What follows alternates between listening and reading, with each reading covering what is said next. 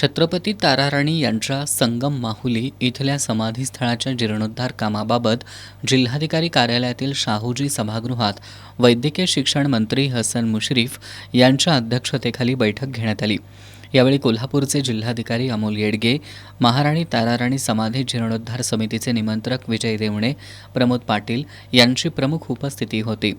तर सातारा जिल्ह्याचे जिल्हाधिकारी संतोष पाटील, पुरातत्व आणि सार्वजनिक बांधकाम विभागाचे अधिकारी आणि या नवीन आराखड्याचे वास्तुविशारद आदी दूरदृश्य प्रणालीद्वारे बैठकीत सहभागी झाले होते।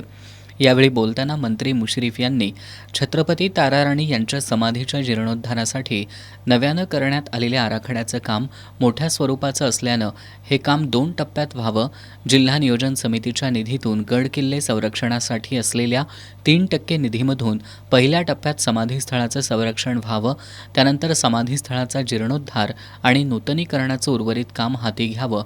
हे काम गतीनं मार्गी लावण्यासाठी सुमारे 26 कोटी रुपयांच्या निधीतून करण्यात येणाऱ्या आराखड्याच्या कामाचा नवीन प्रस्ताव लवकरात लवकर राज्य शासनाला सादर करून याबाबत पाठपुरावा करावा आणि आराखडा अंतिम होण्यापूर्वी कोल्हापूर जिल्ह्यातील समाधी समितीच्या सदस्यांसोबत बैठक घेऊन त्यांच्या सूचना विचारात घ्याव्यात, अशा सूचना त्यांनी या बैठकीत केल्या।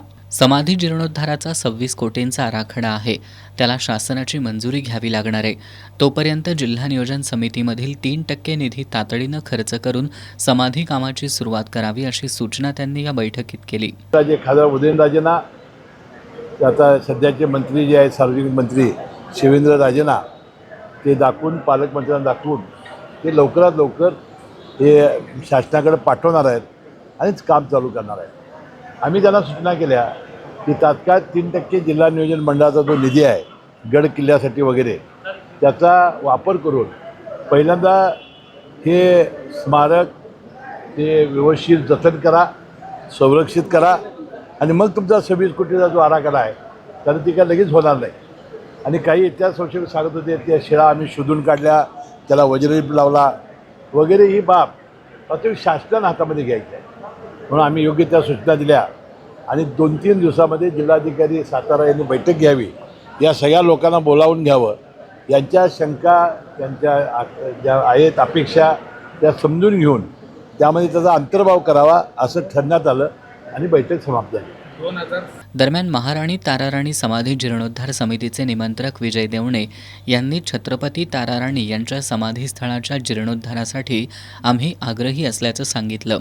16 मे रोजी आम्ही आंदोलनाचा इशारा दिलाय, त्यापूर्वी राज्य सरकारनं समाधी जीर्णोद्धारासाठी निविदा प्रसिद्ध करावी, अन्यथा आमच्या आंदोलनावर आम्ही ठाम असल्याचा इशारा त्यांनी दिलाय। समोर आलं की त्या ठिकाणी 23 कोटी रुपयाचा आराखडा नवीन केलेला आहे, बाकीच्याही समाधी त्याच्यामध्ये घेतलेल्या आहेत।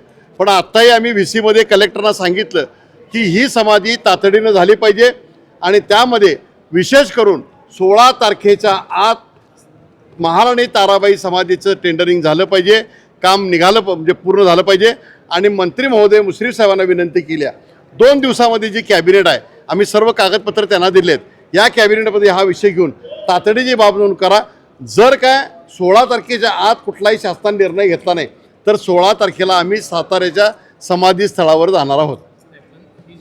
या बैठकीला उदय गायकवाड, शाहीर राजू राऊत, संजय पवार, उदय नारकर तसंच शिवशाहू प्रेमी आणि इतिहासप्रेमी उपस्थित होते।